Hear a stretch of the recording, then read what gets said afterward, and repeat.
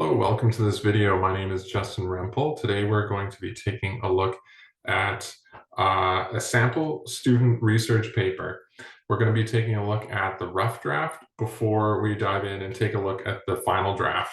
The reason we're doing this is because I want people to be able to see what the writing process looks like for students. Not just a good final product, but how do we get there?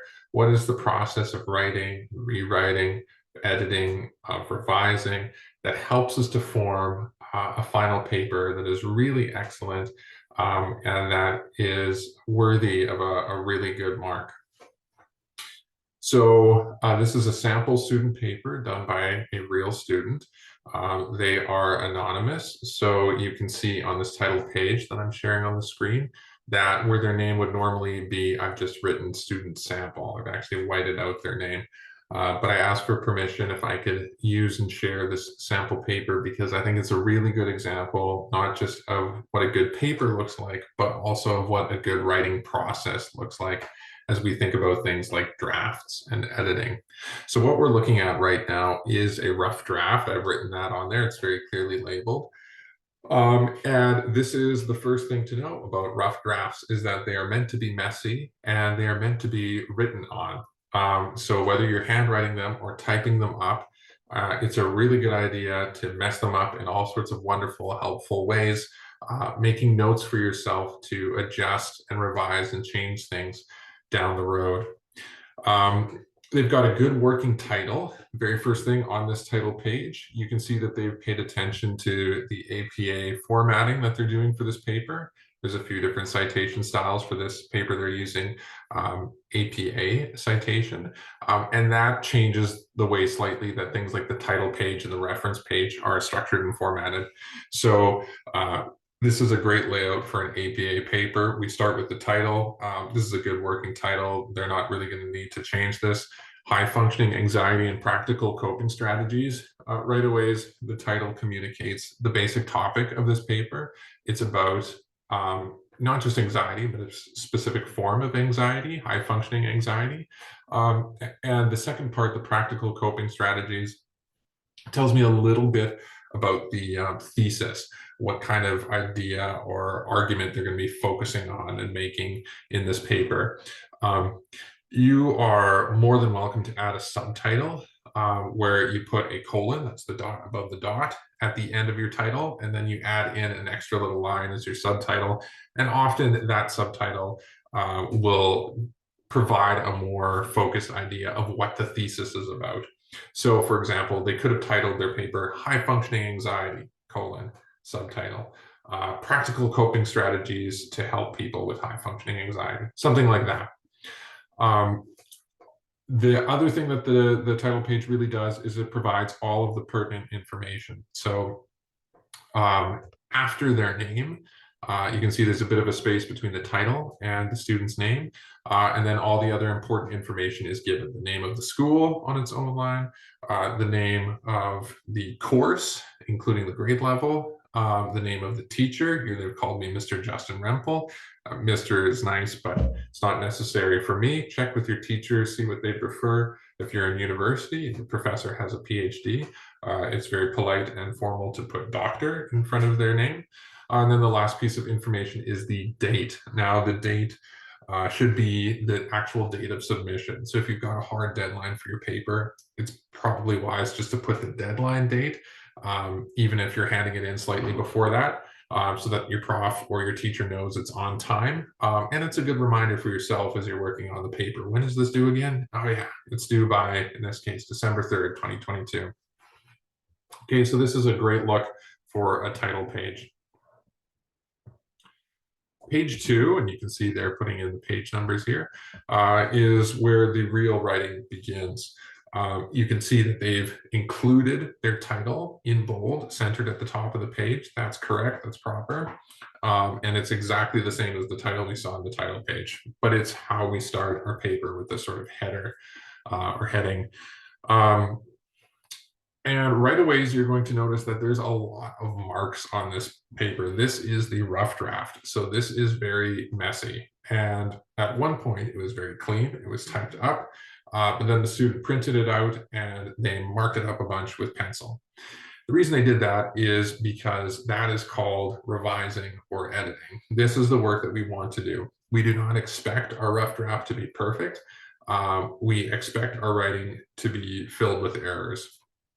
When we're writing our rough draft, a focus is on quantity and just getting out ideas, right? So throwing a bunch of ideas that are kind of on topic onto the paper. All of the organization, the proper spelling, grammar, those fix-ups come later. They're part of this process where we make marks on our paper. So some things that I really like from this student, they have used these little triangles or arrows. They're called carets beneath the line, and then they've written the word or words that they want to insert above the line. So this is a common form of notation that tells us where we want to insert text. Another thing that they've done is they've crossed out text where they put in a word or a sentence or phrase that they actually don't need. Stroke it out, and you're going to accent, you're going to take it out in the next draft that you write.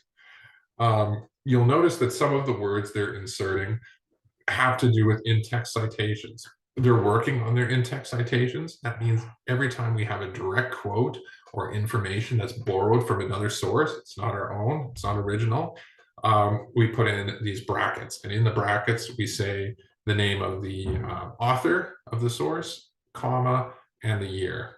Okay, just those two pieces of information. There's all sorts of errors and mistakes in this rough draft, and that's great. You can tell that the student wrote quickly, and they were just concerned with getting a whole bunch of words down on the page.